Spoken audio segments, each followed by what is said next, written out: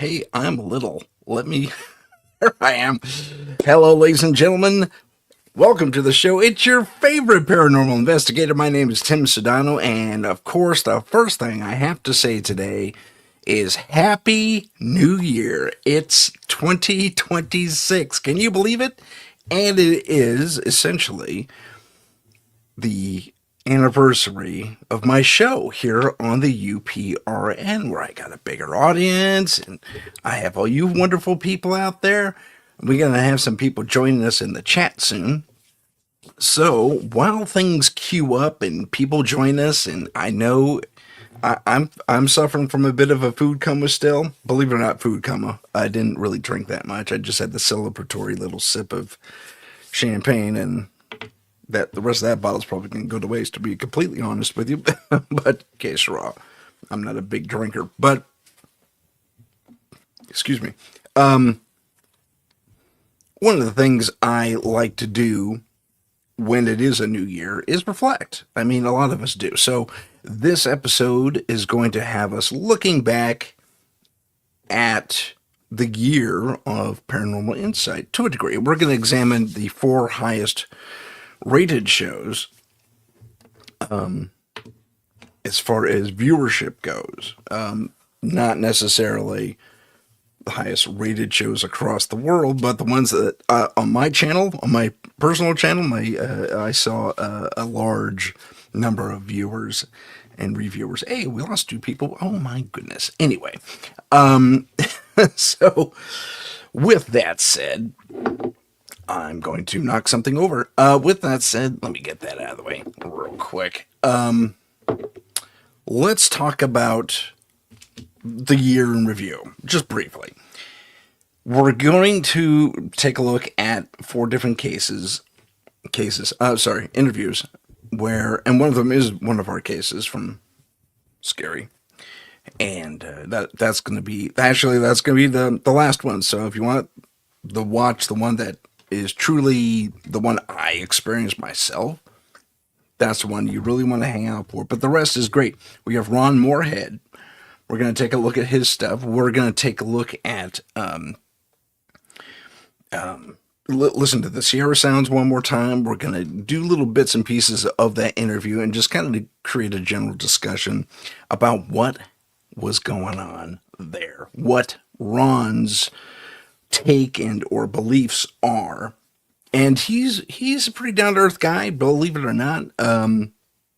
He brought in a lot of experts to really help break down what it was. And I see we have Heidi in the chat. Hi, Heidi. Happy New Year. And happy anniversary. Oh, you're very sweet. Thank you so much. Happy anniversary to all of us. For those of you who stuck it out for a year with your best friend, Tim. Hello, Sherry's here. Happy birthday. Happy birthday. Happy anniversary. It's good times. Good times. Hello, hello, hello. And welcome to the show. I was just, before I figured I'd let things populate for the first 5 minutes because we're getting more and more viewers. I got a thumbs up on there. Thank you for that. Thank you so much, Heidi. Your favorite paranormal investigator. Little Cam's here. All right. Present, she said in the chat. Like I'm taking roll call. But, one of these days we'll have to. Just for the fun of it. So, year in review, 4 cases we're going to look at. The first one is going to be Ron Moorhead. I interviewed him very early on in my UPRN life, I guess you can call it. And Happy New Year to all of you in the chat and watching at home. If you missed what I said before, I wished everyone a Happy New Year, and there was a bunch of zeros looking at me, and now I got a whole bunch of people. So welcome once again. Happy New Year.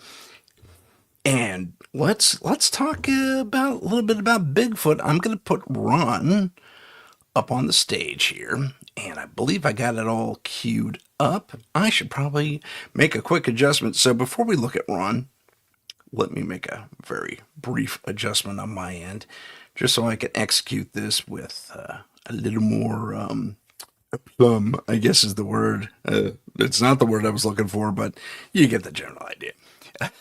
Efficiency, I guess, is the word.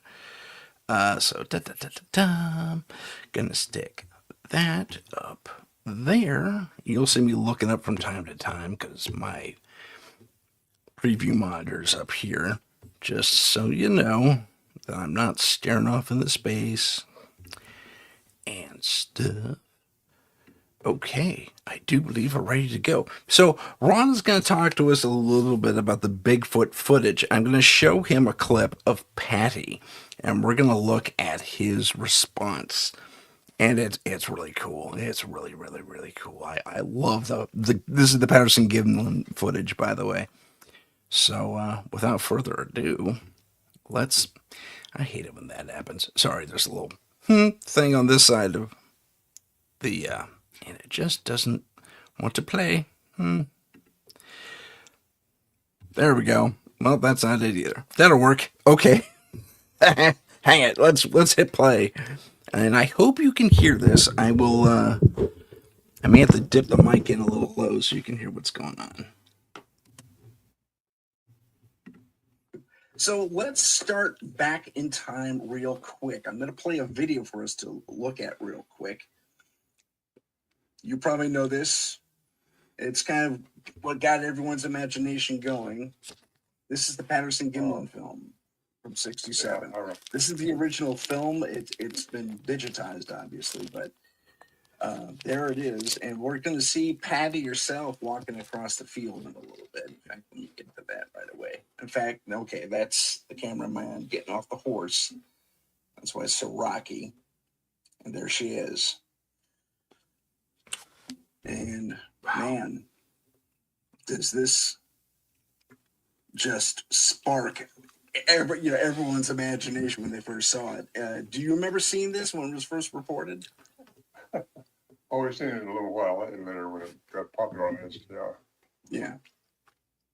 What were your thoughts initially? Well, we knew we ran across something significant up there, and we wanted to see everything we could. I wanted to learn everything I could about it, what's going on. Now, I will interject here on the video because, yep, come on, machine. There we go. I will interject here. Here, I'll do it like that. There, pardon me, I'm eating something. I will interject here because, yeah, it's two Tims. Yeah, there's two me. I know, I was in the lower section there, chewing and eating. But he was up in, I think he says 74. That's where he recorded the Sierra Sounds. And we'll get to the Sierra Sounds themselves in a little bit here. But he's going to take two different looks at Patty walking across there. And when you look at the second one, I want you all to just marvel, if you'll allow, at what it is that we're looking at. I mean, it's amazing, I think. All right, let us continue. All they left us, they leave us in clips like that. They left us recordings of some pictures of some pretty huge footprints.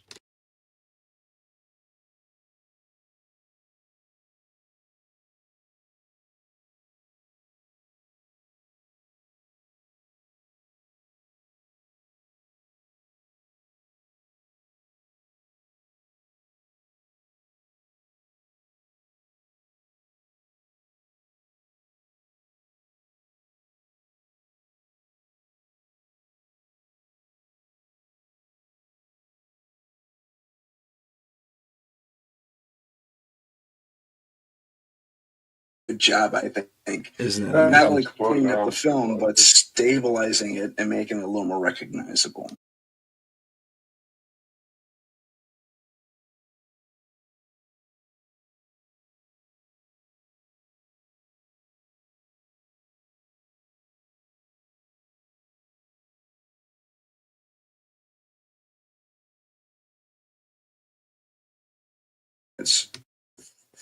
Well, it wasn't. It was several years, 71 through 76. Well, actually through now. Okay. You still go up to the same place? And 18, the last time I was up there. 2018. Okay. And you go up to that same location? Yeah, it's all, a lot of it's burned up now since California had its wildfires in 2018. Wow. When we were there, actually, it was real smoky. And anyway, yeah, the campsite's still there, but it's not like it used to be. The area.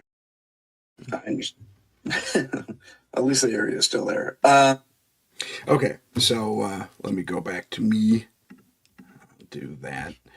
Sorry, the program is not cooperating with me. It gave me a weird layout, and now everything's kind of funky. But nonetheless, when we look at that footage with a pro, a witness nonetheless, like Ron Moorhead, I don't know if you caught it, but he had a big smile on his face because he has seen these creatures live. He only recorded their sounds, and I think he might have a few photos and stuff in his archives as well of footprints. I think he mentioned that.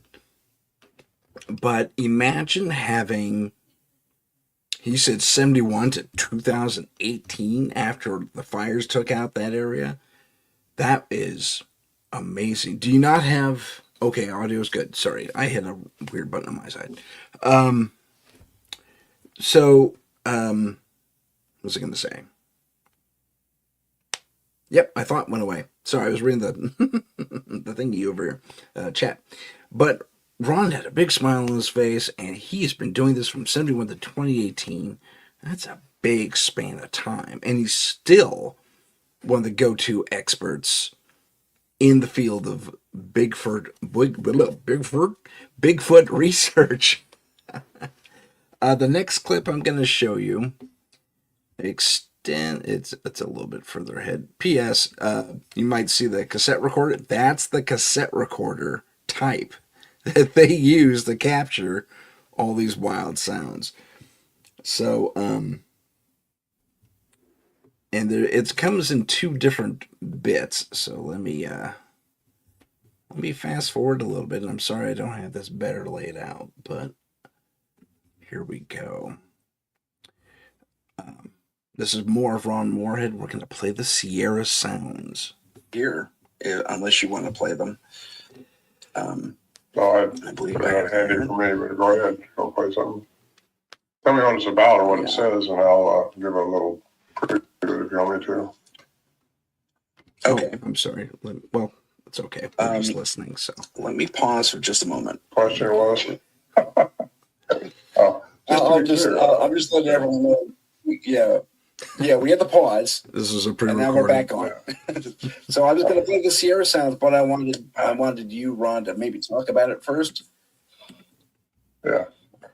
Well, yeah.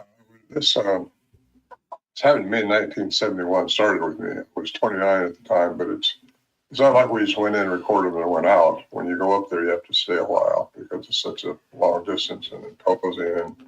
Once you get there, you set up camp and stay there and for 3 or 4 days or 2 or 3 days or whatever you can do. Just gotta let the animals rest up a little bit. And if we did walk in, you want to rest up because your legs are so out of shape. It's 8,400 feet elevation. You got to climb up to over 10,000 feet just to get there. And like I say, it's 8 miles in the wilderness, so very imposing place to get to.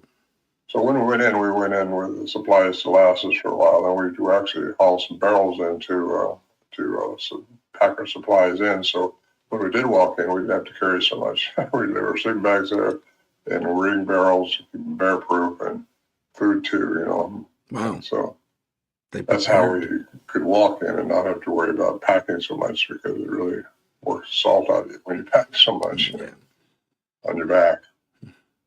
So anyway, that's how we did it. If they came in, which a lot of times they did in 71, 72, and all the way through till 74. 76 is the last time we recorded them. And I say recorded, I'm not sure if we even recorded that night because one was screaming up behind us. And then a bear was tearing up our supply barrels out there. So we had to check that out and work on that. So that was... Anyway, we ended up having to shoot a bear, which didn't want to do, but it was taking all our food. We didn't want that either. Anyway, that's That makes that's sense. kind of I get it. the idea of what it's like up there.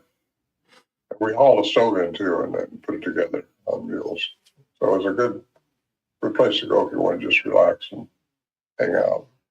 Now all the other guys were up there. Listen to Bigfoot. I hadn't been a hunter prior to '71, but the Johnson brothers, who have been going up there since 1958, they were there to hunt, and they weren't. Nobody's looking. I think I took the wrong note Tell- as to when the tell- Sierra sounds kick in.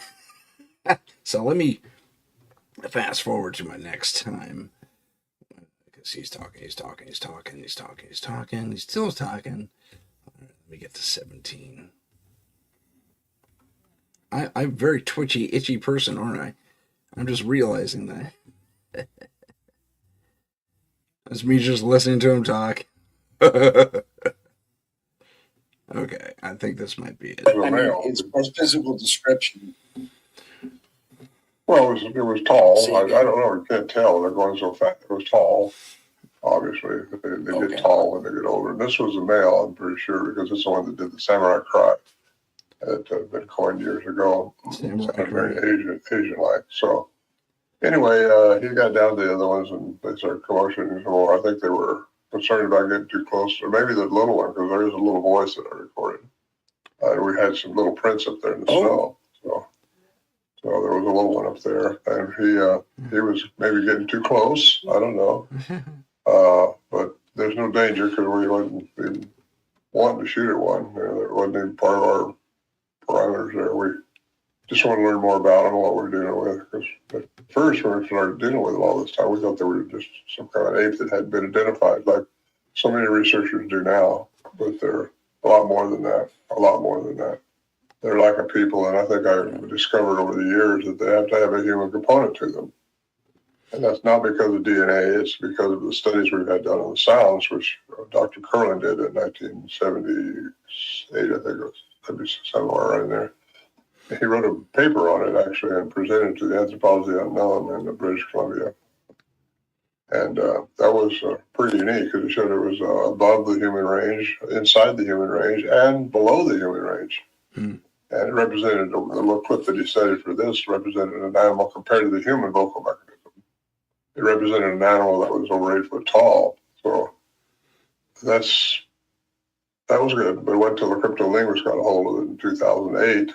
Scott Nelson, who had been trained by the military, 2-time graduate of the Scott Nelson Military Foreign Language Institute in Monterey. And I have to pause. Scott Nelson is someone I want to get on the show, P.S. Scott would be amazing to have on the show. So if anyone knows, actually, I could just talk to Ron about that now that I think of it. Anyway, he goes on for a little bit, and then I think we're going to say, let's listen to the sounds. So Scott Nelson got a hold of it, and he says, yeah, man, here's the dynamic range of these things. He confirmed that the range of these creatures was nothing short of just okay, let's back it up. I think it's at 1700. Okay, well, we're gonna have to go from 1650. Changes what they want to create the power and the control. And when you get into the cuneiform text, that's where a lot of it, that's where the core of it all is. And so there's where I went with my studies and still am. So I should preface that, not preface, but whatever the opposite of preface is. I should say, when he mentions the cuneiform tablets, he's talking about the ancient Sumerians and how they, at least according to his research, dealt with creatures very much like Sasquatch, and indeed may be a remnant, and others have said this as well, of the human race, which is intriguing as all get out, because you dive really kind of deep into ancient astronaut theory, which says astronauts came down from another world or whatever, and basically restructured some of the local hominids, us, and became, and modified our genetics to be the modern human. That's the theory. That's what a lot of people hypothesize. I'm trying to figure out what's going on with my frame here. Oh, I'm in a different mode. That's why. But it's weird. But anyway, what he says here is the cuneiform tablets related to all that, the Sumerian, the Mesopotamian stuff, locks that in. I mean, that's it. There's no. It's a solid conclusion as far as his research is concerned, which I find deeply fascinating. But let's move on and talk and listen to the Sierra sounds, which are coming up pretty quick. So just interrupt me anytime, Tim. I'm just chatting away for an hour here. No, let me interrupt you here then. Let me interrupt you here then. Let's play those sounds. And ladies and gentlemen, this is a crude playback because the system didn't accept the files I had prepared. Oh, Tim with his so this will be a loud technical playback, and do forgive the crudity of them. Here we go.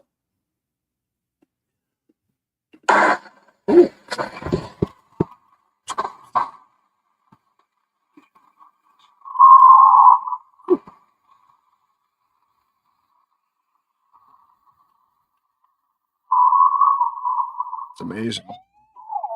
Okay, that's them. Me. That's him. It's not me. Listen to that. I'm going to play that back because I've been talking over this. I am so intrigued by this entire thing. Whoever starts the transfer, whoever does that, whoever say Constantine or so. Okay, let me get to it. I'm going to start. Okay, there we go. The system didn't accept Okay. prepared, so this will be a loud playback, and do forgive the crudity of them. Here we go. I'll dial down my stuff.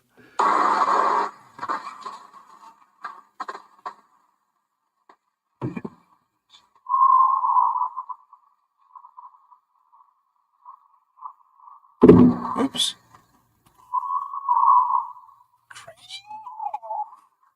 It's me. It's not me.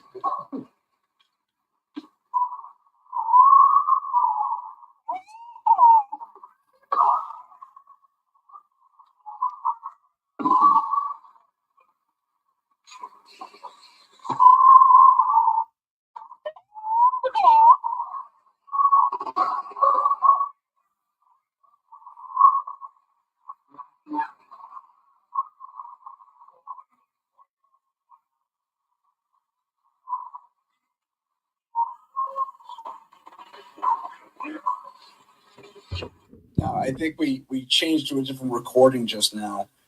But that first section, I clearly hear language. Clearly.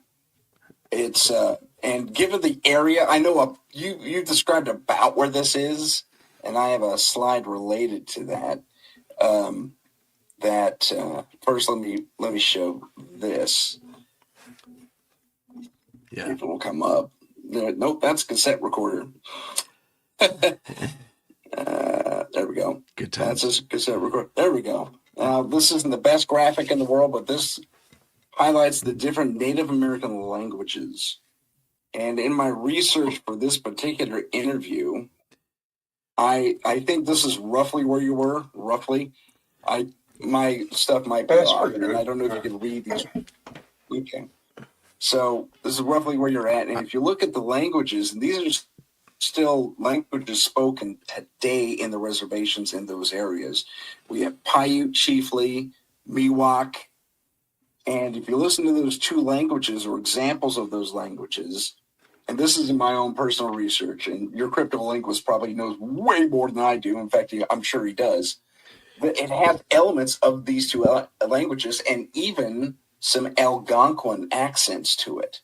So my guess is, and this is only a guess, that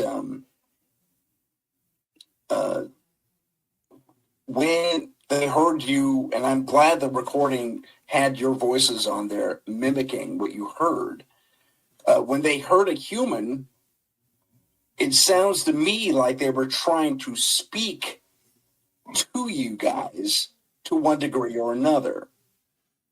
And there's a female, a higher pitched voice, maybe female, and definitely a lower pitched voice, which I would interpret as male, assuming any human similarities there. And it seems to me like they were trying to pinpoint what tribe they were talking to.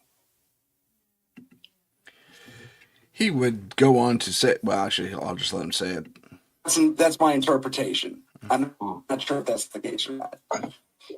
Well, we're sure they have language. The ones we deal with have language. Now, the ones that are all over the world, which they are, I've been into Russia, Siberia, I've been all over the planet. They're not all the same. I don't think, because I think I got a good explanation for that. But what they were doing there is definitely trying to ask me something, and I didn't realize what anything meant, so I just kind of mimicked them back, and that's where that night went. Okay, so he semi-confirmed what I said. Not totally, but semi-confirmed my hypothesis that they were trying to communicate. And again, my research, I even called the Paiute Nation themselves and had a conversation with them. Thank you for the love, by the way. I'm seeing all the hearts show up. That's awesome. When I talked to the Paiute Nation people, it was... first off, it was like pulling teeth, and I get it. They're trying to protect their heritage and not looking to openly say this, that, the other thing, because I think if they indulge outsiders, per se, outside the reservation, outside the nation, it could affect their funding, from what I understand. But I don't know for sure, but they were pretty guarded about it. They are anyway, because this is oral tradition. Oral tradition told down the generations about these creatures. And apparently, oral tradition holds that they were friendly with them, traded with them at one point or another. And then things went south because of one thing or another. And they became an enemy of the nations. I mean, all of them. And it was just a matter of keep away from them. If you see them or hear them, just steer wide, well clear. And but my hypothesis is that they probably either heard or smelled or somehow observed that Ron and his people, his buddies, were up there. And Ron also suspects that there was a young one that got way too close to camp. Curious kids, right? They run off all the time. And if you saw that and I wish I had the foresight to bring that up here, but okay, so there was and it's under investigation, by the way. I'm not saying this is legit, but there was a very recent internet post, either TikTok or Instagram, where a trail cam caught a parent and or guardian, a parent and a child Bigfoot. And the child looks not too just like a chimpanzee, but walking upright very comfortably. It has that curious little kid thing and sticking close to the parent there, probably mom. And mom is curious. It's like, yeah, something's off. Like she sensed the camera, maybe saw the light. Ron would later go on to say that they can see the infrared spectrum rather well. So there is that. So getting back to what I was saying, I think that's what was happening back in the 70s there. They were trying to pinpoint what tribe these humans were from, because the Indians, Native Americans, are not out there anymore, per se. They have very isolated pockets that they exist in. And they may go hunting once in a while, but not to the extent they used to. And I think if I had to put myself in the Sasquatch mindset, I may be aware of the modernity. That's a weird word. I think I just made it up. Of modern man and people and how they operate, more or less. But I don't know if they know the geopolitical reality of the situation that the people they used to interact with are no longer present in the area that these guys are migrating through. And I say migrating because there was a show very recently filled with researchers, and I trust the show for the most part. And the name escapes me naturally. Expedition Bigfoot, maybe? Don't quote me on that one. I might be thinking of the wrong one. It's the one where they had the lady primatologist. That one. If anyone in the chat knows, let me know the title of that show. That's the only distinction I can give on the show. The lady primatologist. And she's actually very good at her job. Her adherence to empirical evidence is a little annoying sometimes, but I digress. They, in that show, discovered that there is a mating area that tribes, for the most part, for lack of a better term, I should say, of Sasquatch come from the north and the south, meet up here in Washington State area. Somewhere there's a huge forest out there too. Somewhere in the Washington State area, and there's a mating area there. And they went at the height of mating season, which to me was freaking stupid, but I get it. You want to be there where the action is. But it seems to me that for being a mating season, they probably got the geography wrong. I mean, there's sightings and stuff in that area, but it also, you see, I think their theory's wrong. I know I'm going off on a tangent here, but we're talking about Bigfoot. So their theory is that North and South come meet, interbreed, whatever. Perhaps new family groups are formed, old family groups are repopulated. I don't know. But if these creatures have a migration to them, and it's similar to birds or pretty much any other mammal on the planet who migrates, they're going to go. And it's, I mean, I get it. They're covered in fur. They're hardy individuals that can stand really extreme temperatures, hot or cold, more so than we can to a degree, as research has more or less determined. But if you look at California's a good meeting spot, actually. Meeting spot, not mating spot, although that could happen too. I really don't know. But if the Washington thing is the ideal spot, that spot in the forest that they centered their investigation, I would assume it's on someone else's trail, or there's a confluence of migrations that go through that area, north and south. And they're not meeting in the middle. They're meeting at a junction, at a point. Probably, whenever meeting season has spring, right? So they're out there in spring and doing their research and stuff. Man, I'd love to be on. That would be so much fun to be on that thing. That'd be great. That'd be cool. But I digress. Okay, so Ron gave us a lot to think about. I have more clips here, but we're running a little short on time, and I kind of have to move on to the next thing. And the next thing is, and this is going to be a little bit shorter. This is going to be, although longer in a sense, because I got to play a clip from a thing real quick. So let me get him out of there and close this. Actually, I'm going to delete that. So as we move forward, I have to say Ron Moorhead's insights, and it's not just limited, I recorded Bigfoot once and suddenly I'm an expert. No.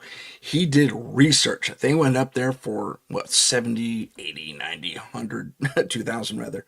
And then the 2010s, almost 2020. So he was up there for 60 years. I want you to consider that. 60 years of field research that isn't his actual background. He's an outdoorsman, maybe. Not really a hunter per se, by his own admission. But to go back without any, I don't know what his educational background is. I don't think it's in cryptozoology or primatology or any of that, or even general biology, not that I'm aware of. But that's a commitment, and I admire that. I admire that just beyond words. To be a civilian so taken with an experience, you take a very scientific approach and look at this, that.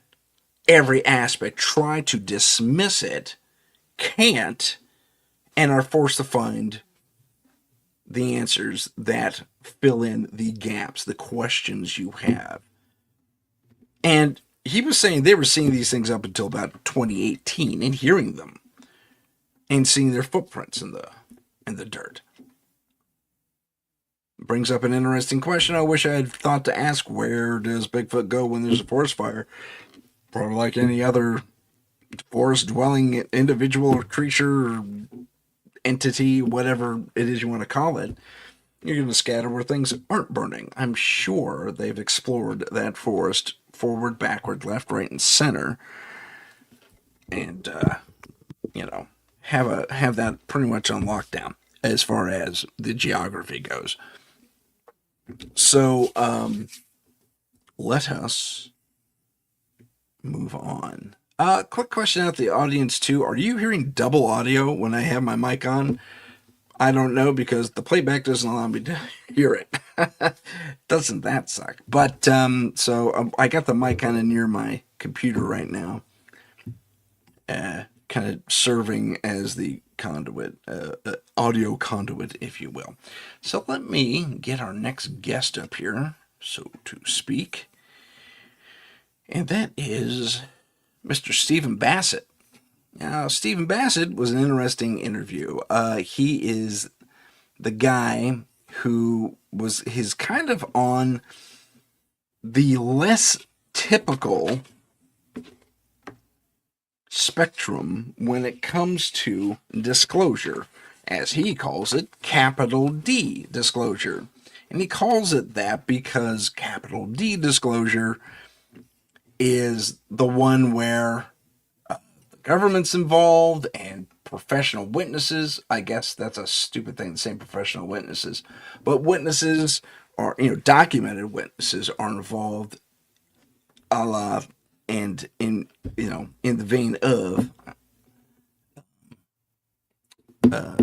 the senatorial hearings, the committee meetings we've been privy to with Grush and Alonzo and all those guys.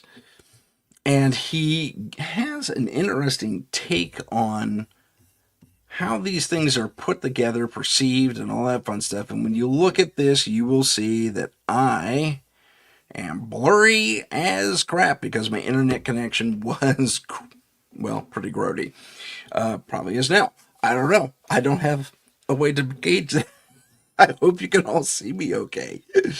But as I bring Mr. Stephen Bassett up, my question to him is,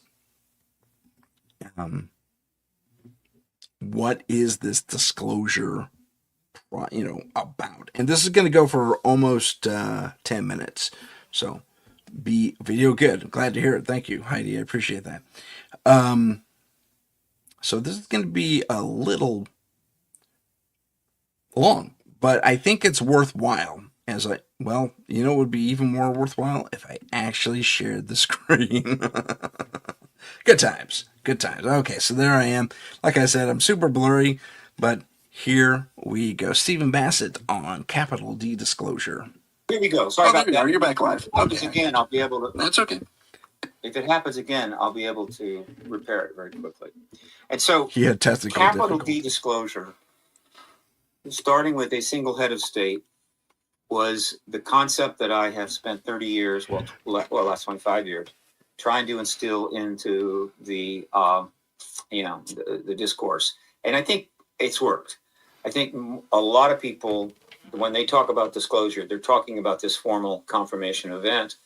And that's good. So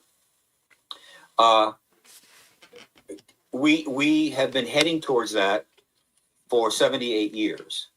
And as it happens, we are now extremely close. We've had a few times when it looked like there was a path to disclosure, capital D, but that path closed. This time we're way much further down the line, and it could happen at any time, believe it or not. Now, the thing that has left things somewhat up in the air is that as it happens, and this is mostly a coincidence, the last weeks, days, weeks, perhaps months of the truth embargo, as I came to call the policy of the government to withhold this from us. Great term. It's another term that I kind of instilled, I put out there. He coined it. Is simultaneously coming to an end in the middle of extraordinarily disruptive, complicated political developments, both foreign and domestic. And that's just the way that it is. You know, it's like you want to take a nice jaunt out in the country and have a picnic and enjoy the outdoors. And as you're arriving, a major thunderstorm comes in. And so you either turn around and go back, which we can't do, or you pitch a tent, dig in, and wait for it to pass. But you just can't predict everything. So that is what's happening. And what is notable about that is that the disclosure process leading to capital E disclosure has not, while it's been slowed, it has not been reversed or stopped. It is steadily moving forward no matter what is thrown at it. And a lot has been thrown at it. And so that is more confirmation to me that we're about to get it. Because at some point we're going to get a little bit of a break, and you're going to see some major developments, and they're already. So I'm happy to give, go ahead and respond to that, if you will, and then I'll start getting the particulars of why we are so close to ending this truth embargo. That's good news, first off. I mean, if the, as you put it, truth embargo is collapsing and this capital D disclosure, to use your term again, is going to come to fruition, I applaud that. That's fantastic. Why would, okay, so I have the answer in my head, but for everyone else out there who maybe think this deeply about it, although we have a lot of smart people in our audience. Yes, we do. Why do you think such disclosures, such claims were immediately dismissed? Was it panic by the public? I mean, are they going to use that old radio show, War of the Worlds, as an example? Because they've been using it for years, decades. They used it for a good while. It was one of many little memes that they relied on to sort of dismiss it out of hand. No, it wasn't about panic of the public or any of that. It was, in general, okay, there's a lot of little things you can point to. Even Margaret Mead's study of the cargo cults of the Pacific after the war, all kinds of nonsense. All of them come under the general heading of the American people, the world's people can't handle the truth. And then as the truth started coming... Okay, I'm going to pause there because, and maybe I'm being petty, but didn't I just say that? Wasn't that the point I just made? Pardon me, I'm eating a cheese. Piece of cheese. But I'm pretty sure I said, and I gave one example, but I thought I in general imparted that. So either Steve wasn't paying attention to me or he was taking things a little too uniformly and not taking a general. I should have said in general, like a thing, I guess, if I'm going to be completely honest with myself and you. But I'm pretty sure that's what I inferred. Anyway, I digress. Let's continue. Capital D disclosure with Stephen Bassett. And the research was being done by the people, putting forward convincing evidence and narrative that this fact was absolutely true. Then they added another one to that. And I say they, meaning the managers of Truth Embargo. It says that you don't have a need to know, right? In other words, maybe you can handle it, but you don't have a need to know it. And so we're not going to let you know it. And so these things all come under that general heading. And after 30 years in this, I can say with confidence that from the beginning, the problem wasn't the public's not need to know.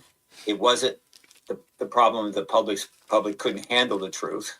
Even right after the war, the problem was the government could not handle us knowing the truth. And they had reasons for that, but the principal one was national security.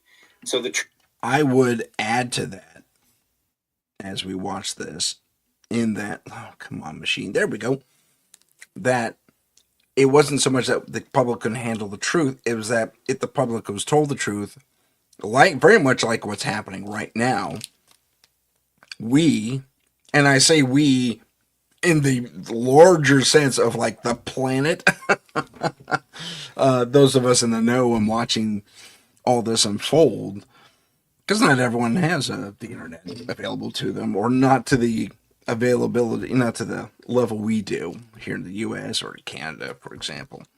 But there's a, with knowledge comes questions for more knowledge.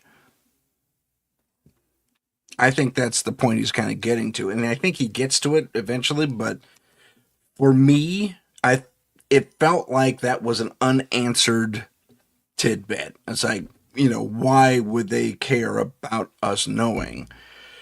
Well, they care about us knowing because we're going to ask questions. I mean, we have all this fraud being reported, and just to forgive me going off topic here and way outside the paranormal field, but I mean, we've all this fraud being talked about in the news, and people are asking questions. It's like, why would anyone allow that to happen? That's the kind of questions. They're uncomfortable questions. I guess that's why I should call it. Uncomfortable questions would be asked. Questions that, are would be leadership. And don't get me wrong, our leadership is great. I think they're doing a good job with what they got. But our leadership is not prepared to answer these questions. And so why encourage the questions in the first place? That's why you keep a clamp on things. Yada, yada, yada. I think you see where I'm going. Okay. I blathered enough about that part. Let's go back to Stephen and capital D disclosure. embargo owes its 70 now 8-year longevity as a absolute lie in the face of obvious evidence worldwide every day to millions of people. It owes its longevity. Probably nothing like it has ever, I don't think anything like it has ever happened in human history. And that it has happened in the modern era in democratic cultures with journalism and mass communications ability, including the rise of the internet and social media and podcasting and everything else, is remarkable. But the reason that it did get through 78 years is the extraordinary synchronicity or simultaneity of the modern era of UAP, the modern era of ET engagement, and the nuclear arms race. These two things virtually started together. And we've come to learn that it's not that they just happen to start together, they are directly connected. So what you have is the beginning of the modern era starts in World War II, very, very light, nothing big, but a lot of plasma, controlled plasma, I think, though I don't know for sure, but controlled plasma. Are you referring to the Foo Fighters in World War II? Absolutely. We're being seen shadowing planes and of all three major participants in that war, Germany, Japan, and the United States. Okay, as a point of order, wow, we're not in debate, Tim. As a point of interest, I just wanted to clarify what the heck a Foo Fighter is for the 3 or 4 people in the audience who don't know. And I say it's that small because most of us who enjoy this kind of entertainment and infotainment, we'll call it, because I like to think I provide not only entertainment but information. But so this infotainment that we enjoy, that I enjoy presenting, and I also am a fan of, and as are you, most of us know what Foo Fighters are. For those who do not, or are new to the whole thing, let me briefly explain what a Foo Fighter is. No, it's not a band from the 90s, although it was an excellent band, I will say that. I mean, it was a band from the 90s. That was their name. But the Foo Fighters, or these little orbs, and they were photographed and filmed during the World War II aerial battles all over the world. They would intercept and trail, in some cases, surround different planes. Mostly bombers were the ones they'd surround, but they didn't do anything. If there was a design to them, and some said it was a Nazi design that failed, but they weren't just over Europe. That's where that idea kind of falls apart. So there may have been a heavy concentration over the European aerial combat theater, as they call it in the military. But it was seen globally over Japan, as Mr. Bassett said, over Midway, over the Pacific, over Europe, over Africa. Anywhere there was a hot and or heavy enough air combat situation or the potential for it to be there, these things are flying around. Near misses on planes. Sometimes I think there was one or two documented impacts with these things and the plane goes down. What happened, Joe Smith? Well, you know, Captain Joe Smith. I'm just making that name up. I don't know who this is, the actual guy. But he reported this freaking thing, this metal ball just flew into us, And it wasn't for a lack of trying to shoot these things down either, but the bullets would just not impact. They'd be held in place. And we would later, in Project Blue Book specifically, the captain who helped Dr. Oh my gosh, I can't believe Hynek. Dr. Hynek in Project Blue Book, he went up. He fired on a UFO, and similar to the Foo Fighters, because he also experienced Foo Fighters in World War II, it shot back at him and damaged his plane. But here's what he shot at him with: his own bullets. It captured it in a magnetic field of some sort and fired it right back at him like a modern day, I don't know, rail gun. So that's what rail guns do. They're just stacks of magnets. You just fire a little aluminum projectile through it, and it goes nearly the speed of light, or it's hypersonic at the very least. And anyway, that's a Foo Fighter, ladies and gentlemen. It's a strange orb thing that was reported heavily during World War II aerial combat theater, in the aerial combat theater of World War II, all across the globe. Let us continue. We have a couple more minutes. Cause any trouble. They didn't shoot anything down. They were reported, but there was a war going on. And that's all. Okay, not a big deal, not scary. But then we ended the war in the Pacific except for the guys who got shot down. Okay, I'm done. Something that we didn't necessarily have to do, and that is we dropped 2 nuclear bombs on 2 cities and killed hundreds of thousands of men, women, and children, the vast majority of which were not combatants. And the extraterrestrials saw this, and it changed their agenda. And so right away, more sightings started happening. Now, this is a different time, but sightings of craft started happening and started being reported. This went on through all of 1946, but again, it was not on the radar of the public in general. It was happening, and historians will be able to go back eventually and find articles about this that are now deep in the microfiche libraries of various newspapers or destroyed. But throughout 46, a lot of activity is taking place. We have the famous sighting of Kenneth Arnold over Mount Rainier, of not saucers, but chevron-shaped craft flying in unison, about, I think, 8. This got a lot of news. This was significant. If it wasn't going to be the Kenneth Arnold sighting, it would have been something else. And that generated a lot of stir, a lot of media attention, fairly safe, no big deal. But then one of those craft, because that's the kind of craft that crashed at Roswell, did a crash near Roswell. And because it was early on and didn't have a policy, the Lancer, the head of the base, asked the public relations guy, Walter Hawk, to put out a press release and say, we got a saucer. And at that point, not only the modern era of the UAP engagement of the human race gets underway in force, but the very basic beginning of the truth embargo gets underway, because the moment when Truman was told this, he immediately informed Roger Ramey to sit on it, staunch it, whatever.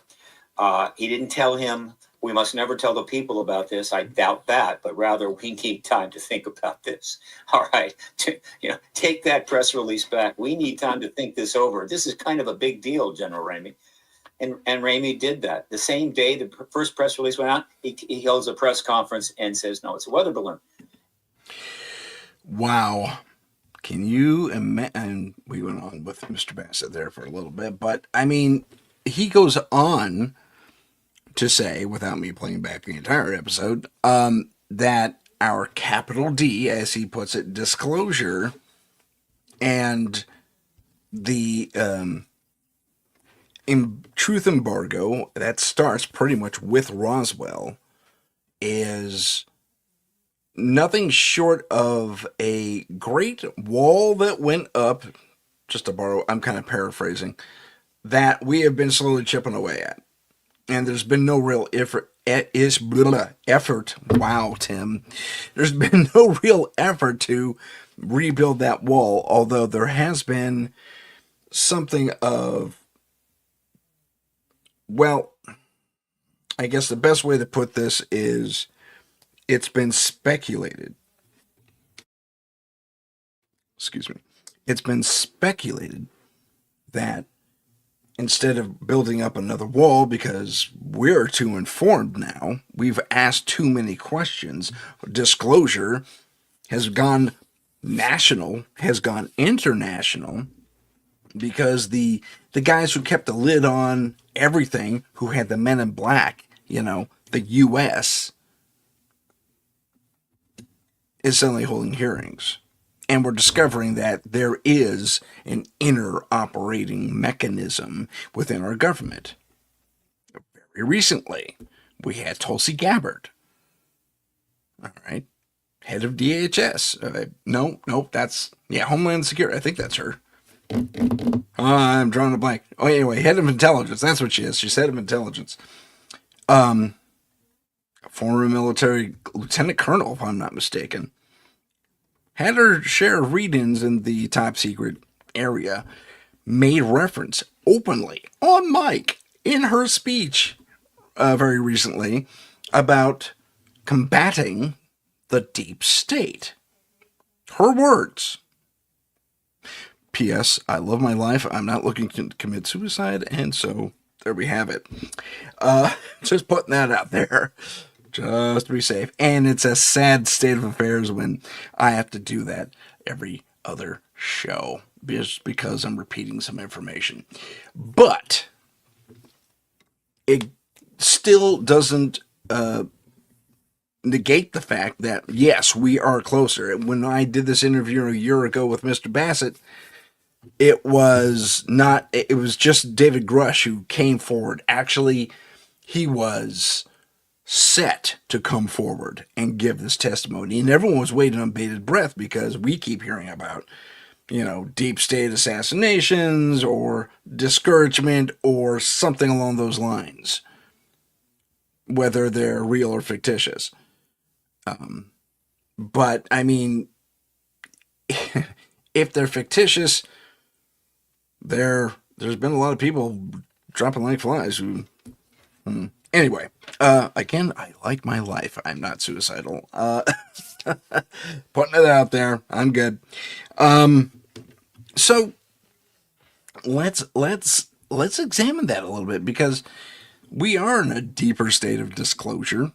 Although we're starting to see, as I was originally starting to say, we're starting to see certain elements of the media being manipulated, in that they are distracting or focusing on really supposedly important things And I'm getting a little conspiratorial here. I get that. But supposedly important things that, oh, we should be really concerned about this, that, and the other thing, when in reality we have this disclosure thing happening, but we're going to kind of sweep it under the rug type of deal.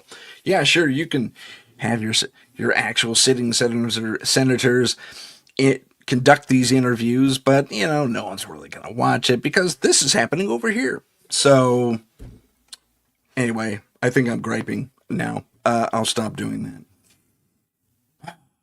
But Steve went on to say that, my buddy Steve, Mr. Bassett went on to say that capital D disclosure is not going to end with a visit on the White House lawn with a flying saucer and alien creatures step out and say, "Hello, Earth, how's it going?"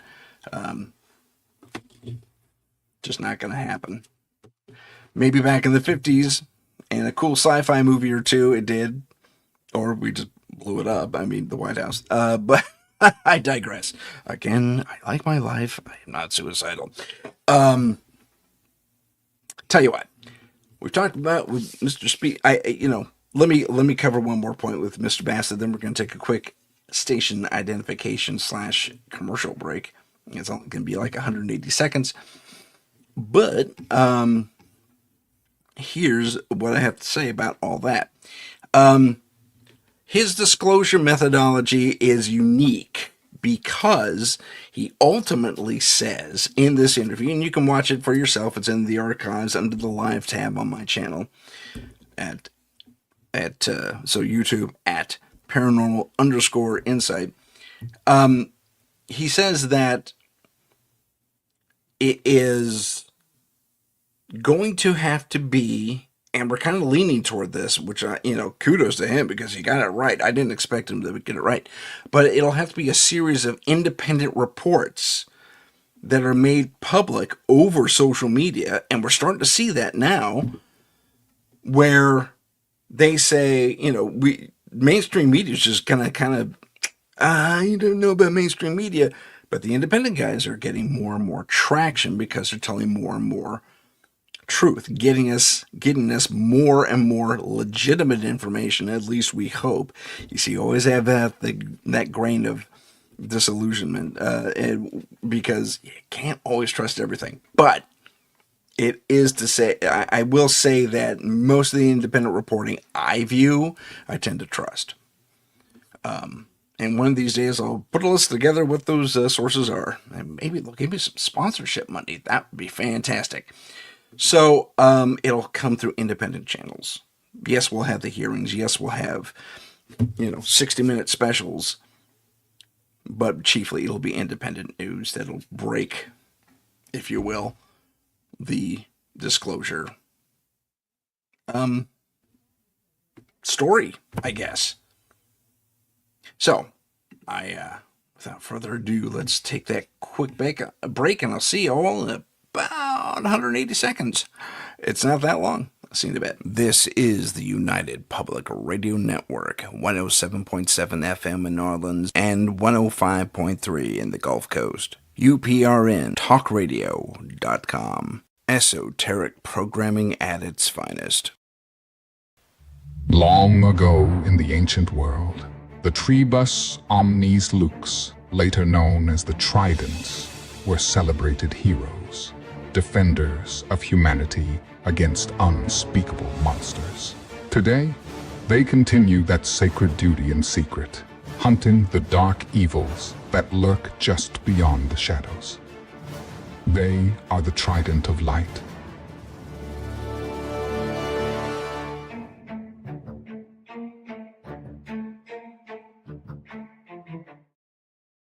Follow us on Instagram at paranormal.insight. Stay informed on upcoming shows, ask questions, and see what chilling paranormal stories we're following.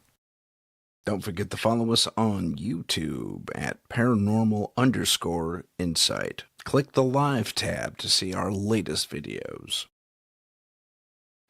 Hello, ladies and gentlemen. Welcome back to the Paranormal Insight, and let's continue on with our show. Our next clip is with a good friend of this show and my personal friend, although we've never met in real life, or IRL as the kids used to say. Or Merle. The language is weird. Anyway, this next clip is with a young man. Well, he's a young man to me anyway. Who is a fellow podcaster of the paranormal and the strange. And this is Mr. Tommy Cullum, you know, from Let's Get Freaky, the podcast.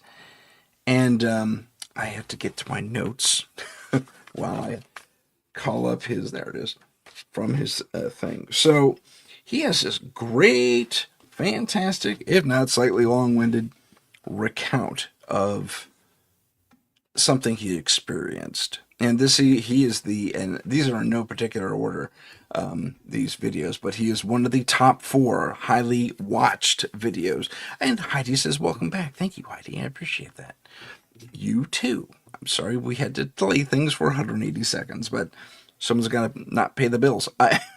It's all free stuff. But anyway, so Tommy has a very interesting story. Now, not as a podcaster, he's an experiencer. And I mean across pretty much every single aspect of the paranormal. He has seen UFOs. He has seen ghosts. He has seen, cryptids, in my personal estimation. Professional, I should say, estimation as well. But he has about a 3-minute story he's going to share with us here in a little bit as soon as I cue it up. And it goes a little something like this. It starts out when he's a little kid. And, well, I'll let him tell the rest of the story. How's that? Because let me tell you, it was flabbergasting. It was pretty cool, actually. So here he is, Mr. Tommy Cullum. It's when I was 10 years old. Me and my brother shared a room. And we lived in a haunted house when we were kids. Like the house was haunted. Hold on. You knew for sure it was haunted. Yeah, I mean, at the time we didn't talk about it too much. Obviously, me and my brother, we were young. Okay. But it was the classic haunted house. Always weird noises, weird vibes. Things used to go missing. I can remember my mum and dad talking about it when we was kids, and you know, we all knew that there was a side to this. I mean, we had some good times in the house, you know, don't get me wrong, but there was also times that were weird in that house. Like I never used to like being on my own in the house. I remember when I was about 10 years old, and I had a day off sick from school, and the school was right next to the house, and my mum was like, literally 2 minutes from the house. That's amazing. Yeah. I was still late nearly every day. But I remember this one day I was at home. I was off school, sick. Well, I probably wasn't too sick, but my mum let me have the day. And I remember she said, I'm going to go and pick up your brother. I'm going to leave you here for 5 minutes. You can even look out the window and you can see me you can see me if you need me. It was that close. Gotcha. But I just remember being terrified to be on my own in that house. That stayed in me, that fear. You just felt like there was something watching you there all the time. It was always a weird vibe. Okay. But I had a big experience when I was 10 years old. Me and my brother shared a room, and we had bunk beds, and I was on the top bunk. And I remember waking up one night, and you used to get the street lights coming in, so you could see, even when all the lights were off and even when the curtains were shut, you could see pretty well the room. You could still. I'm pausing here because I wanted everyone to kind of note that shift. And I only noticed it when I was reviewing this stuff the other day. I want you to note that shift as soon as he starts to really get into the story, how he gets a little almost intimidated. I mean, there's a fear that kind of creeps into the back of his voice. You can sense it. You know, it's like, oh, okay, there's a ride coming right now. We're at the top of the roller coaster, right? The hump before you drop down into the abyss. before the next rise. So we're getting ready to go on a ride. But I had only until I didn't notice it during the interview, but on review, I noticed that shift, that tone in his voice as he tells his story, and I thought that was it made my heart break for him, to be completely honest. But I digress. Let's watch and see what Tommy has to tell us. Okay. Yep. I get it. Sorry, the computer is being a bit of a. Okay, we'll do that one. Here we go. Where everything was, and we had Fred Flintstone curtains. So I can still remember just seeing Fred Flintstone Free and Barney plug. Rubble looking at me every night. one night I've woken up, and it was during the night. I'm not sure what time. It was late. My mum and dad were in bed. It was the whole house was dark, and I remember looking down at my desk and seeing a man sitting there, full-bodied, he was just there. And he was just sort of sitting at the desk, looking sort of in my direction. And it terrified me. Obviously, I was a young boy. There's a man sitting there. Yeah. I screamed for my mum. And he was like, he looked like, I always say when I explain, to me, he looked like William Shakespeare. That's Was the he look. dressed like that? Yeah. He had long hair. He had a bit of a beard. And he just looked like he was from that era. Oh, That's crazy. how, yeah. And obviously my mum's come in, calmed me down. She couldn't see him, but he was still there. He was still sitting there. Wait, he was still sitting there when Mom came in? Yeah, he didn't go. And I'm, he's there. I didn't get out of the bed, but I was like, he's there. She's gone over to him, feeling around. He didn't move. And she's calmed me down. I was hysterical. And I've got to tell you, I was quite a bad sleeper when I was a kid. Like, I would get up quite a lot during the night because I used to get scared in that house. And I used to want to be in my mum and dad's room. So quite a lot of the time, I think it was a bit of an issue for my mum and dad that I used to do this. So they made a point of, no, you're staying in your room. My mum made me stay in the room that night. And to this day, she still says sorry about it because we spoke about it recently. But, yeah. So Stay in he your was, haunted room, Thomas. I had to stay in my haunted room. Yeah. Okay, so Tommy and I did have a little bit of a laugh about that. It was nice to see him be able to tell the story, but I still hooked onto that sense of fear at the recounting of the story. Tommy would go on to say that this was not the only haunting. Now, and there's another point where I believe he says, "Oh yeah, P.S. Not only was my house next to the school, there was a forest right behind it, and on the other side, a graveyard." Dude, come on, a graveyard. No wonder. And the thing is, his house wasn't that old. His house was built 80s, 90s. The one he was living in, maybe an old house was pulled down in its place and it was rebuilt. But to have, and the way they build English houses is, it's all your parking and stuff is downstairs, and you take a short little flight of stairs upstairs, and that's where the main living is, and that's kind of the house he had. At least that's modern architecture in England, especially in when they're trying to kind of pack people in a smaller community, but still allow for like maybe 200, 300, 400, even 500 people to exist there comfortably. You have the square footage, you got a yard front and back, and the car park, as they like to call it, or the garage, as we like to call it. So you can park your vehicles and what have you. But chiefly, that's a living arrangement. I'm sorry. You walk in, flight of stairs, sure, but downstairs is also the kitchen, the living room, and maybe a den, if you're lucky. Plus the parking garage, and then upstairs is all the bedrooms. But anyway, so he had a relatively modern home he was living in, and I make him, I guess his age, at least at the time that this was recorded, which was 2022, if I know. Yeah, because we just had 2025. So yeah, 2022 sounds about right. This is before I joined the UPRM, but it's worthwhile having him show up here on the channel. But he would go on to say, house isn't that old.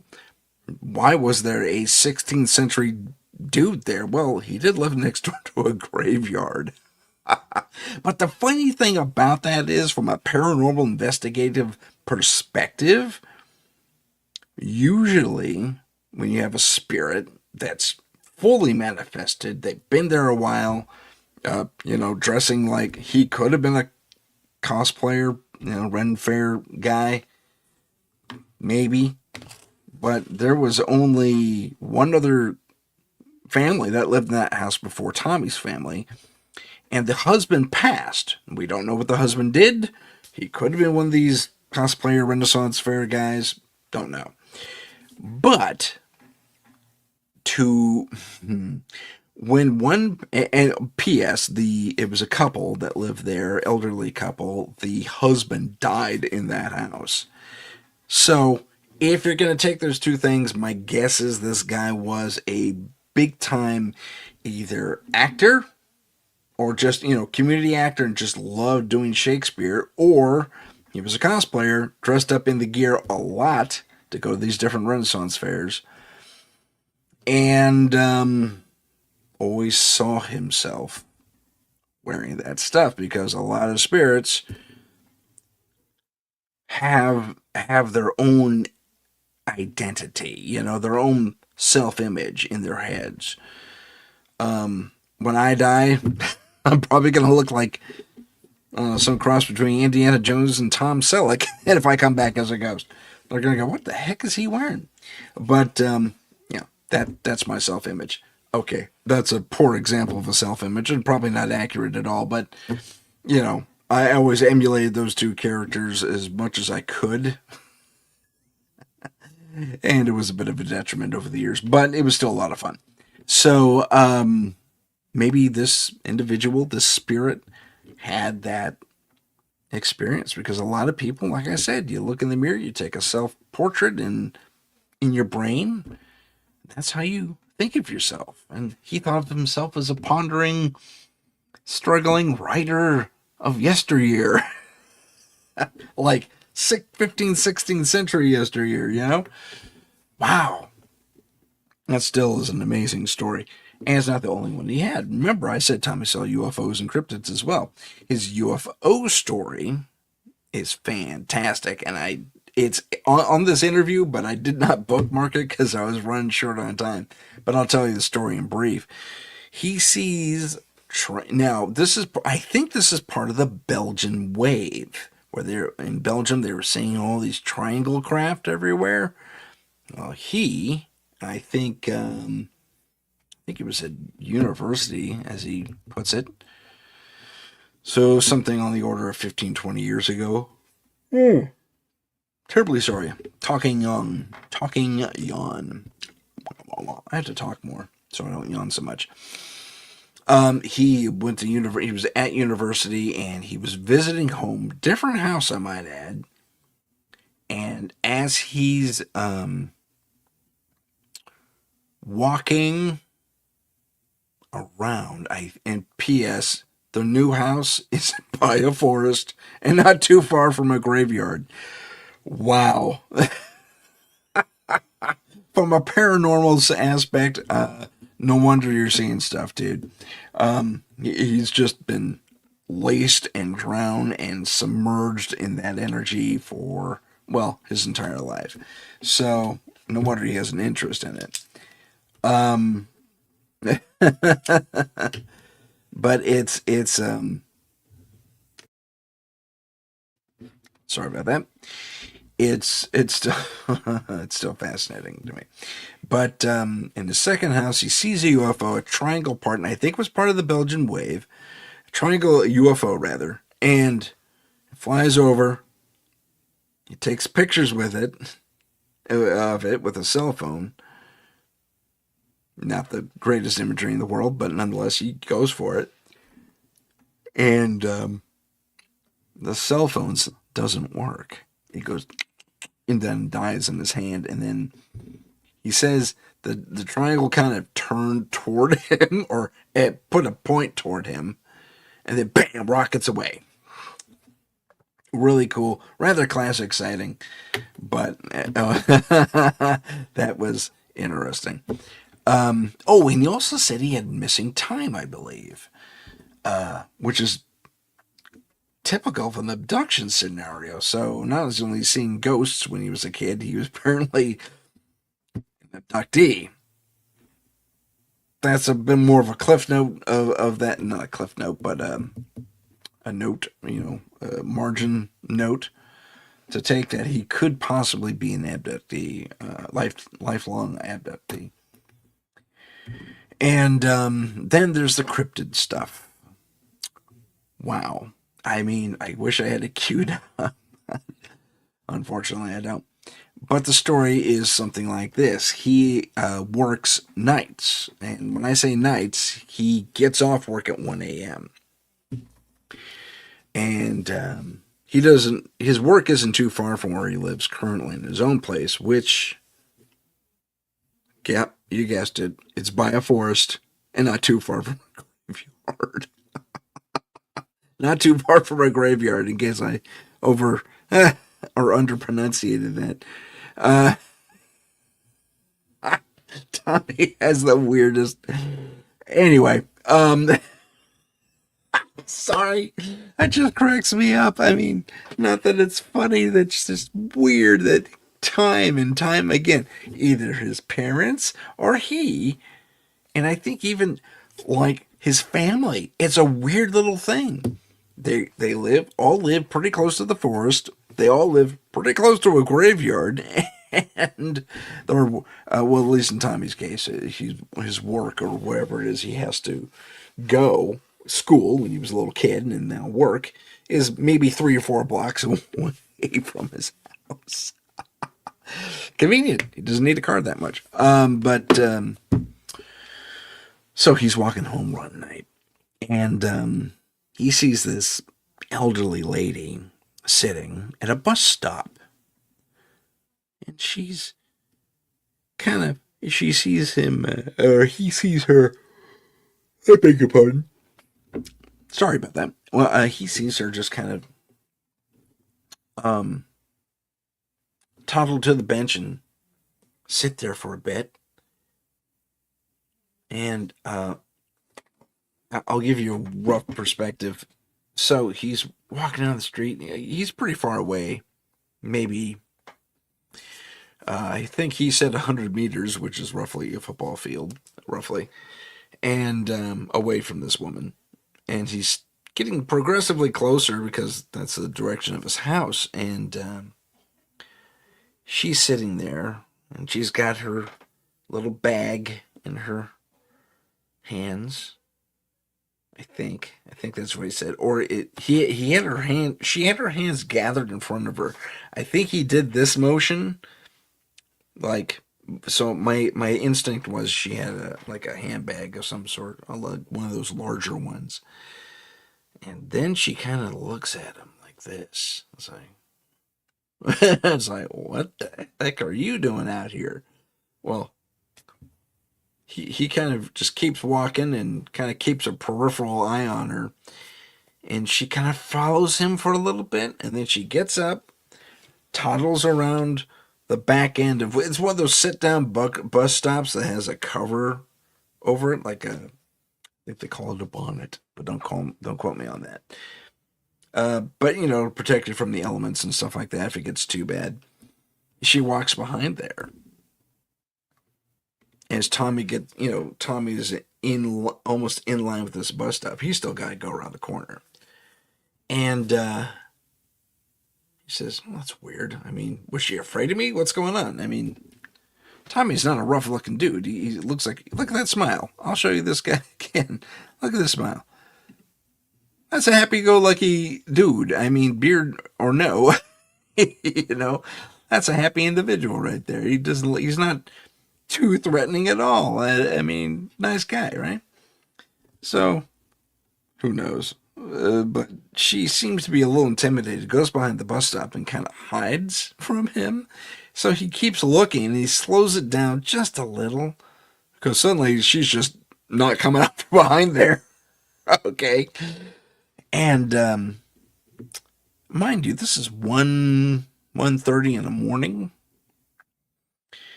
Are the buses even running then? And I asked this question, and Thomas says, I didn't even consider that. I don't think they are. I was like, uh-oh, okay. So he gets back on track, and he keeps walking, but then more movement catches his peripheral. And as he whips over to look,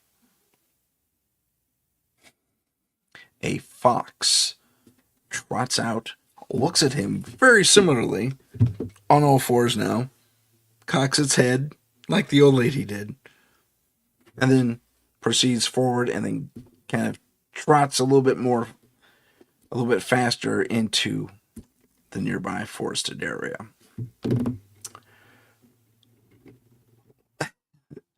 For those of you who are thinking kitsune or kitsu, I was with you. Yeah, that was my thought as well.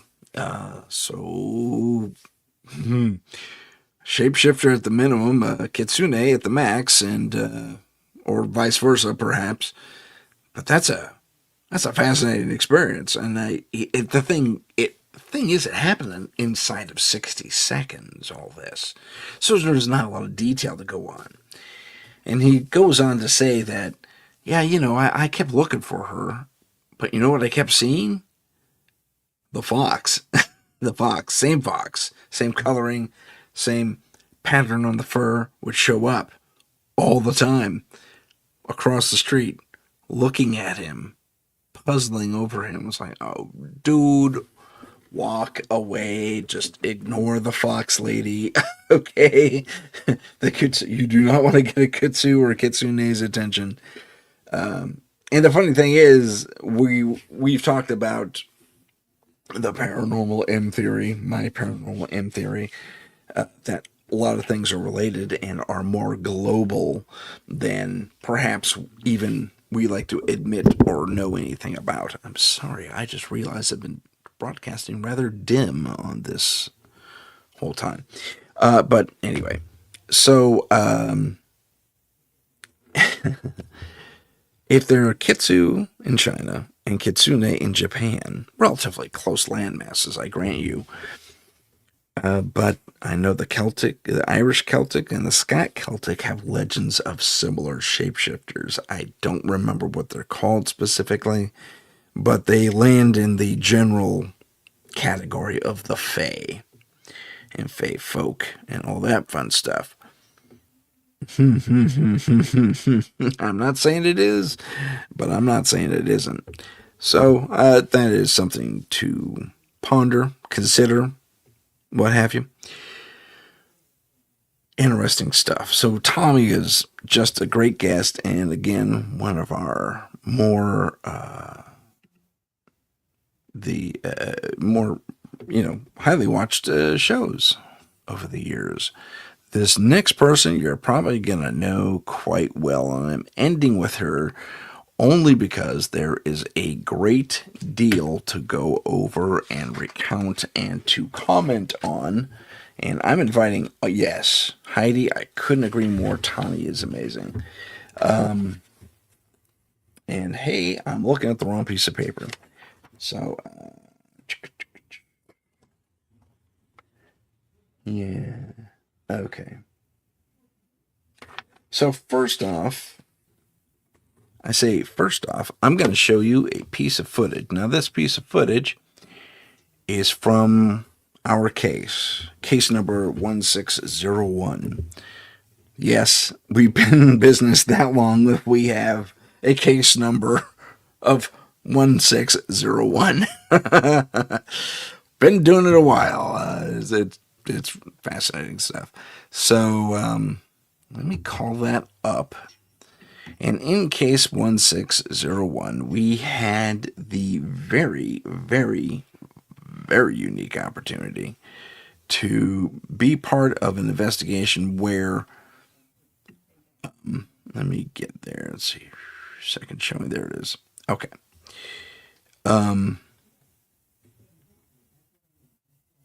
Okay, I'll show you that whole bit.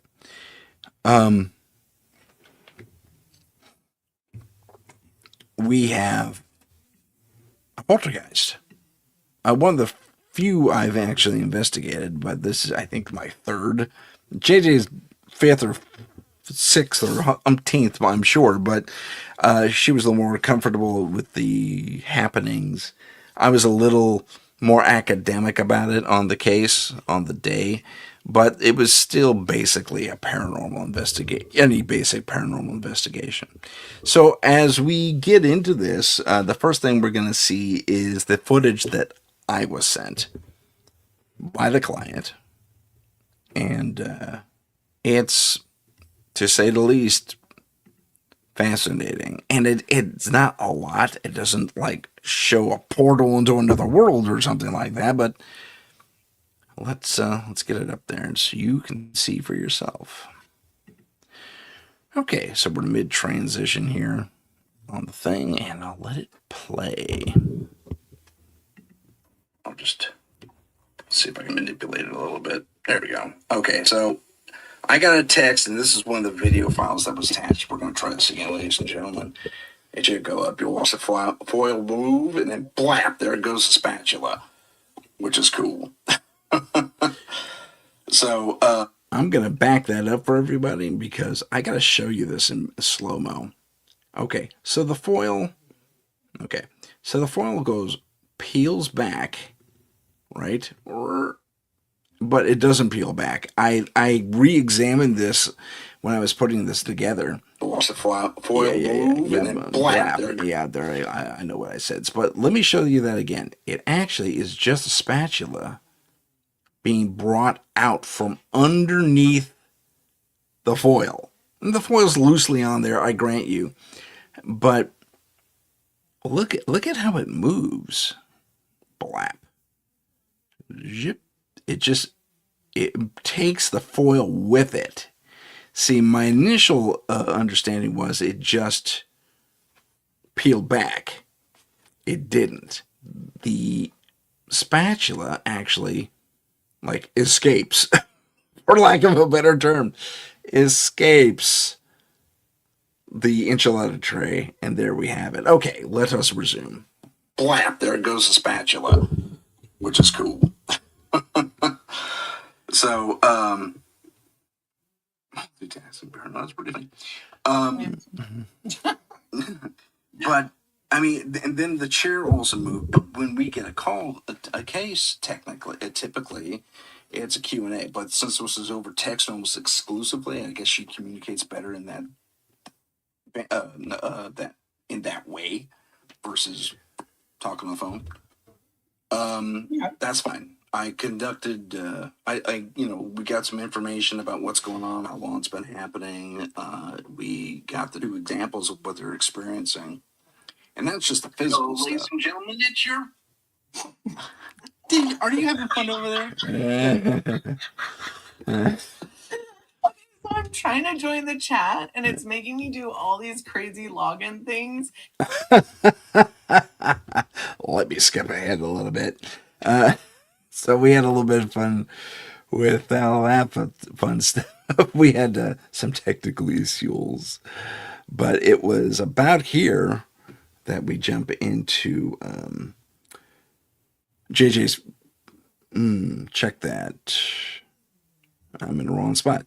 We jump into JJ's first assessment of the case, and we do go on about it a little bit here, but she really kind of lays down what her take was on all this. So let's jump into that.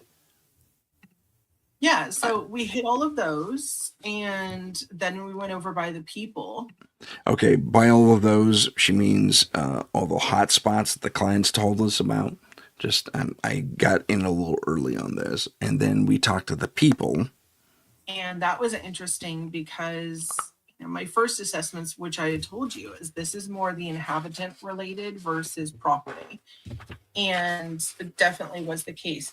The interesting thing about this, and for all of you in the chat, first of all, hi, I love all of you for showing up. Thank you. Hi, Eric Because I was so nervous about Ms. this. Blood. P.S. I do love all of you in the chat and all of you watching at home too. That's fantastic. Thanks so much for being here. Let's us continue. Others showed up and all that fun stuff. That's fantastic. Heidi's here too. Hi, Heidi. Yeah, all right. Heidi, you good buddy. Yeah. All right. Well, normally in these cases, you get people who they want us to come out. They want a diagnosis. They want to understand what's happening. They want some And validation. as well as just like what's going on, right? Yeah. So overall, I'm getting all of these markers saying we're going to have a lot of resistance in this situation, which is interesting because the people themselves, they were so sweet, so nice. Yeah. And They were. everyone was pleasant and they wanted us. They're very inviting, like go anywhere you want. And I keep having to stop people. Don't tell me all the deets yet. Like let me tell you first, and then you can share with me, because I really want a cold read. It's very, very easy if I'm getting something to hear what someone else is saying or feeling, and then your mind just goes, oh, well, it's this, instead of me doing what we do, which is investigating. Right. Okay, I pause it there for a reason. Just to kind of reiterate what she said and to bolster what she said. As a paranormal investigator, yes, we are there to investigate. Can't investigate too cold, not from my perspective anyway. But when it comes to Jackie, I used the wrong word there. When it comes to JJ, Jackie is someone else. When it comes to JJ, it's all about being able to get a positive first time impulse. If she has other information floating in her head, she's just as human as the rest of us in that respect. It may influence her read on what it is she's perceiving. And her ability to perceive way outside a normal person's perspective? Perceive outside of perspective. Okay. Grammar, my horrible grammar notwithstanding, that ability it has to be not only cultivated, but it has to be supported, especially in the field, especially in this particular instance of an investigation. Otherwise, false readings crop up and then the investigation's tainted and we more or less have to hand it off to someone else who may be less qualified. In fact, I think we're still, with one or two exceptions, are the only investigative team in our city. The whole city. If you look up where San Jose, California is, we are gigantic. We're bigger than San Francisco. And I think we have like 1.5 times its population currently. I mean, anyway, the whole city only has one team to go to, and that's these guys right here. I'm surprised more ghost activity hasn't been happening, but who knows? Anyway, so having the lack of input and information it's hard for me to do because she is my partner in this investigation or all my investigations. And typically you share information with your partner, but when it comes to her, you can't. You got to cut her off. I mean, she's a fantastic psychic specialist, says so on her chest. That's the title I gave her because she is so talented with everything she does that it's hard to pin down what she does. So psychic specialist answered that. But we're going to move ahead a little bit, and we're going to talk to, and this is why I said Jackie earlier, because Jackie is a commenter on the episode, and Heidi probably remembers this because she was there too. And let me get it back to, okay. Okay, I'll back it up just a hair. There we go. Okay, so let's take a look at this because Jackie brings up an interesting point.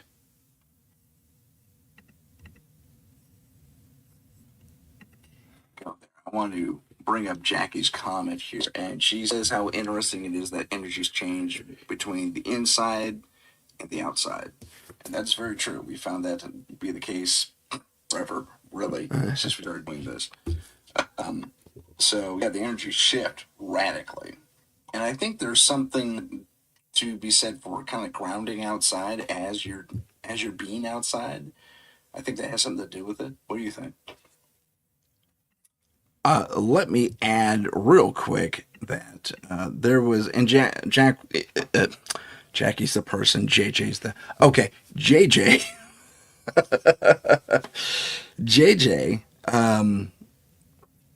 will say something to this in a minute, but I think it's worth prefacing anyway, that there was a moment where we were taken outside, or I'm sorry, I was taken outside, and we'll get into that part, that, how our investigations work in a little bit. In fact, it'll be a 10-minute segment, but it'll be, it's not the first time I've experienced something where there's stuff happening inside and stuff happening outside, but it is a strange dynamic when you have all of that happening at once. Yeah. Yes, and Heidi agrees with me. Let me show that to everyone real quick.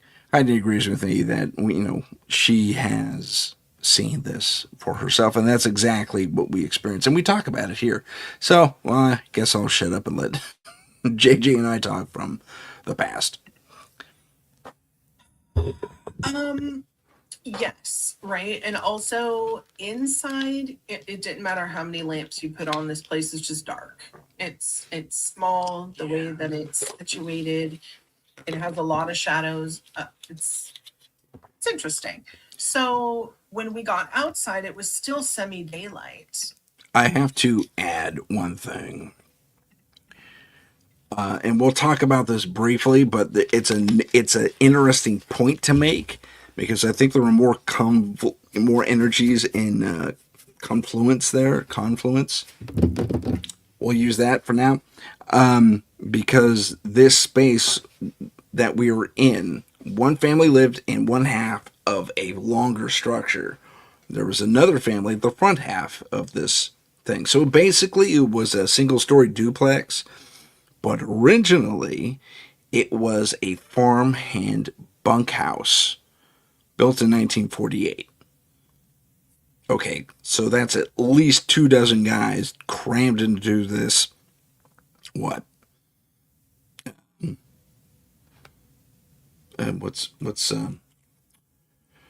Oh gosh. Something like 100-foot space, 100 foot by, we'll call that 20 deep space, nothing but bunks, maybe a stove back in the day.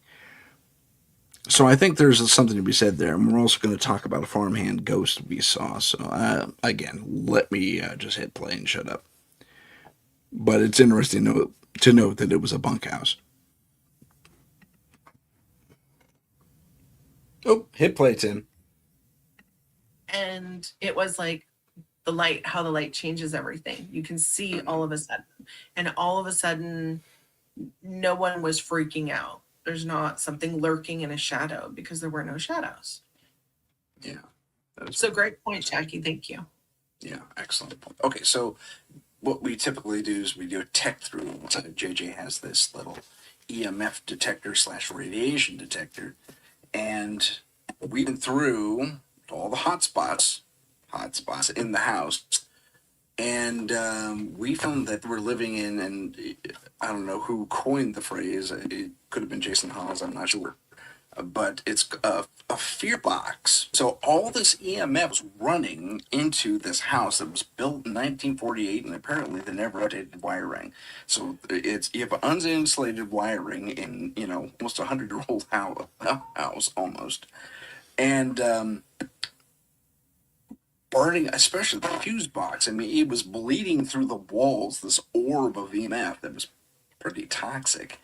And then along the sides of the house, they had poles. Still, all their power was aerial. Ariel. So all the power was running down into the things and in the house, and it was running alongside the tops of the house. And right where they were seeing things, it was like whatever was happening in there. And the ladies there especially are gifted. We agreed on that. I think it was just kind of bumping up whatever activity they were perceiving, and it's just kind of overclocked their minds in that respect, on with regard to that specific talent, I guess you can call it. And that was my assessment anyway. But it was interesting when she says, "Yeah, well, I'm seeing something here, I'm seeing something there." So we go around with the machine, the detector, and yeah, sure enough, hotspot here, hotspot there. All EMF, burying the needle. They had some weird placements and stuff. Their Wi-Fi is right next to their door, and we walk Which in is the room. right next to where they sit and watch Yes, TV. right. Yeah, it's right next to the couch. So it's buried behind the couch, and we turn a little meter, and we said, "See how red that is? That's really bad." So you might want to think about aligning that Well, somewhere else.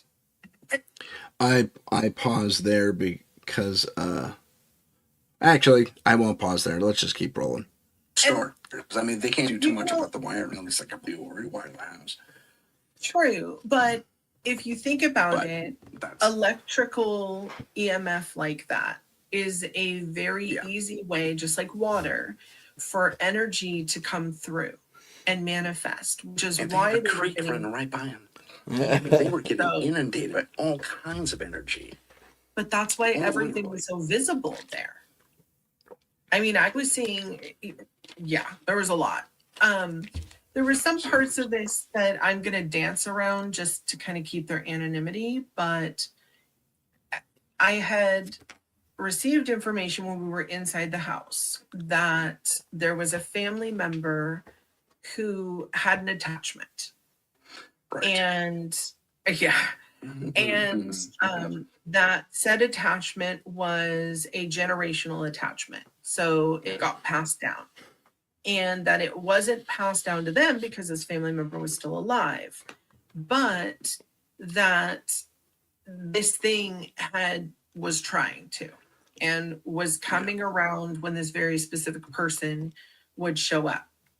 Well, what was interesting is the direct sibling of that family member ends up showing up at the house.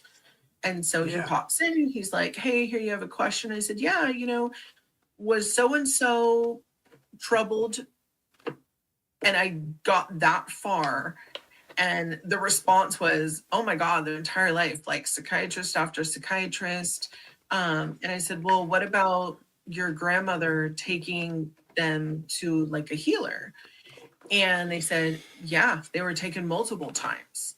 And I said, "Okay." And they said, "But the grandma who took them understood that the attachment they had came from her because she had it originally. And then when the other one was born, it passed down.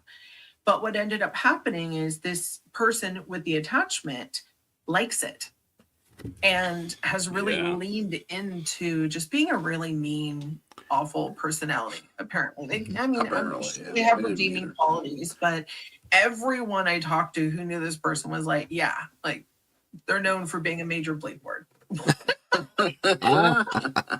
Yeah, I feel it too. Yeah. So what was interesting is I thought, okay, I'm going to table that for a little bit. And then when we did the spirit box session, we were in the kitchen during that because we wanted to go inside so we could actually hear, especially with 3 spirit boxes going. And we're standing in there, the spirit boxes are going, and all of a sudden I look up and this ancient Aztec deity basically tries to bum rush in the windows because we were in like a little kitchen nook. Right. And I'm like, whoa, whoa, whoa, whoa, whoa. I felt like the lady from the farm with her emo, where I'm like, stop. Kevin, knock it off. So I stop it and I was like, because I barricaded the house with a bubble and protection just so we could figure out what we were dealing with at that point. And also I didn't want us exposed to it. I was tired. It was a long day. It was a long day. Yeah. And so I'm trying to figure out like what is this? So eventually I end up going outside. And Tim, you've seen me at many investigations. I normally don't smoke. Not on site, no. No. And normally like I'll leave or it's one or two and I'm fine. But I mean, your girl was smoking up a storm and they were fine with it. It wasn't an issue. So I went outside and as I'm smoking, it's attracted to the tobacco. And so I'm asking, okay. And it's like, oh, is that for me? And I said, well, not necessarily, but like we can chat. And Yeah, so sure. what I got So- was that it was a very, very old. Take it, Chucky. Chucky has to Is leave. it all? Sorry. Let me briefly pause here. We're running out of time, so I'll do this briefly. They, when she refers to they, just for clarification's sake, she's referring to this Aztec entity. It's like, oh, is the tobacco for me? Interesting. Which is just interesting because that was one of the old sacrifices, was to burn tobacco for the older entities. Okay, let's move on. It was a super old entity that had made a deal with this family a very long time ago. Like, I'm not even putting years on it. We're talking, Eons, decades. pyramids were being built Right, generations right, ago. Right. And over time, like everyone in the family knew how to work with it, how to honor it. Their deal was a deal. Right. And then when Catholicism really came in and had stripped all that culture away and had replaced, fear everything, right? If it's not Jesus. Oh, yeah. And they were no longer doing the old ways. It was getting angry, which is why the family member that it was mainly attached to was so angry, because they also didn't know what to do with it. And so when they leaned into being a insert word there, Starts that with a was B. giving it a sense of power. It was getting some emotional energy from it finally and just becoming a part of a personality. And also it wasn't happy. I'm going to fast forward just a minute. Want is a bored entity. Yeah. Who is, we'll call it neutral, right? Because it's willing to do good or bad for you depending on the deals. And so it when I say neutral, meaning like it doesn't have the same morals and values we do. And all of a sudden it's bored and it just wants to become a chaos gremlin. It's not going to leave on its own because of the bind, that it's. Anyway, Sheila's question is wonderful. Sheila's question, yes. She asks if people reach out to you for help but don't want to clear anything out, they reach out to begin with. Is it just to confirm there's something there? Sometimes, yes.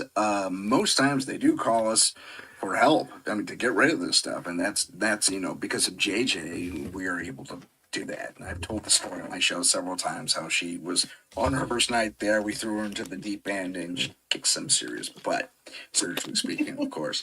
Yeah, it is.